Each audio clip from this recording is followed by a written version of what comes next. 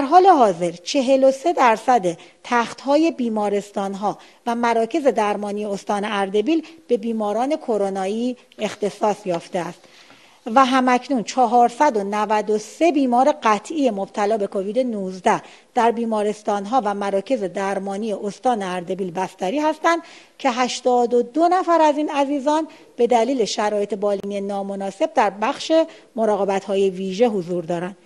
برگزاری میهمانی‌ها و دورهمی‌های خانوادگی از مشکلات اصلی مدیریت اپیدمی بیماری در استان اردبیل گزارش شده است که البته این موضوع در حال حاضر به عنوان مهمترین عامل ابتلا به کووید 19 در کشور نیز میباشد و درخواست ما از شما مردم عزیز کشورمان این است که صرفاً از روش‌های مجازی برای دیدار با عزیزان خود بهره گیری بنمایید. امیدواریم با اجرای مطلوب محدودیت‌های سراسری در کشور به کمک نهادهای متولی و همراهی و همکاری مسئولانه شما هموطنان فهیم کشورمان شاهد کاهش موارد ابتلا بستری و به دنبال آن بهبود و ارتقاء مراقبت‌های بیمارستانی باشیم.